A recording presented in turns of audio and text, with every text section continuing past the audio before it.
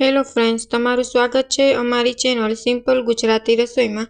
તો આજે આપણે બનાવવાનો છે મરચાંનો લોટવાળો સંભારો। જો આ સંભારો તમે બનાવશો ને તો તમારે શાકની પણ જરૂર નહીં પડે। તો ચાલો સંભારો બનાવવા માટે સૌથી પહેલાં એક બર્તન લઈ લીધું છે। હવે આપણે તેમાં 3 મોટી ચમચી જેટલું તેલ લઈ લઈશું। તેલનું પ્રમાણ છે તે ચડિયાતું રાખવું, કેમ કે આપણે લોટવાળો સંભારો બનાવવાનો છે, તેથી આપણે તેલનું પ્રમાણ છે તે ચડિયાતું રાખવાનું। હવે તેલ આપણું આવી ગયું છે। હવે તેમાં આપણે 1 ચમચી જેટલી રાઈ, અડધી ચમચી હિંગ અને અડધી ચમચી જેટલું હળદર પાવડર એડ કરી દઈશું। અહીં મેં મરચાંને સુધારીને તૈયાર કરી લીધા છે। હવે આપણે તે એડ કરી દઈશું। મેં મરચાંનો બીનો ભાગ પણ કાઢી લીધો છે, જેથી સંભારો છે તે બહુ તીખો ન બને। આવી રીતના મરચાં સુધારીને તૈયાર કરી લીધા છે। હવે સારી રીતના તેલમાં આપણે તેને સતળાવી લઈશું, સાતળી લઈશું।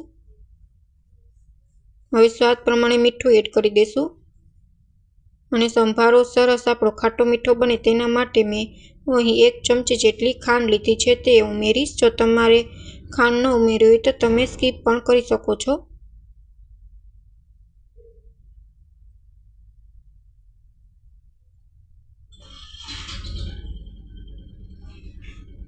તો મરચાં છે તે તેલમાં સારી રીતના સતળાઈ ગયા છે। હવે આપણે તેમાં પાણી એડ કરી દઈશું, 1 ગ્લાસ જેટલું,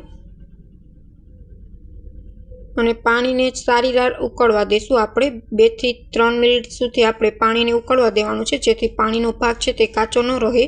પાણી છે તે સારી રીતના ઉકળી જાય ત્યાર પછી આપણે તેમાં 1 લીંબુનો રસ એડ કરશું। લીંબુનો રસ એડ કરવાથી સંભારો છે તે તેનો ટેસ્ટ સરસ આવે છે, ખાટો મીઠો। સંભારો છે તે તીખો પણ નહીં લાગે। લીંબુનો રસ અને ખાંડ એડ કરવાથી સંભારાનો ટેસ્ટ છે તે ખૂબ જ સરસ આવે છે।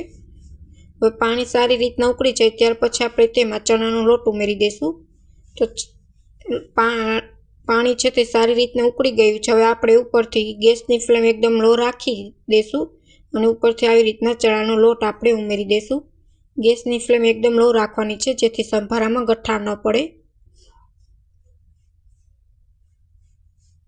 હવે મેં ચણાનો લોટ ઉમેરી દીધો છે। હવે આપણે ઢાંકીને 2 મિનિટ સુધી ચણાના લોટને આપણે ચડવા દઈશું, જેથી કાચો ન રહે ચણાનો લોટ। 2 મિનિટ થઈ ગઈ છે અને ચણાનો લોટ છે તે બધું જ પાણી છે તે ઓબ્ઝર્વ થઈ ગયું છે। હવે આપણે એક જ ડાયરેક્શનમાં સંભારાને આપણે હલાવી લઈશું।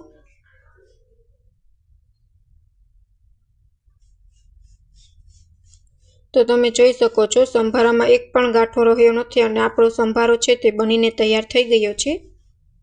જેવો લગ્ન પ્રસંગોમાં બને છે તેવો જ સંભારો ઘરે બનીને તૈયાર થયો છે। હવે આપણે એક બર્તનમાં લઈ લઈશું। તો તમે જોઈ શકો છો સંભારો આપણો બનીને તૈયાર છે। તમે શાકની પણ જરૂર ન પડે તેટલો ટેસ્ટી આપણો મરચાંનો લોટવાળો સંભારો બનીને તૈયાર થઈ ગયો છે। જો તમને અમારી રેસીપી ગમે તો ચેનલને લાઇક કરજો, શેર કરજો અને સબસ્ક્રાઈબ કરજો। Thank you for my watching video.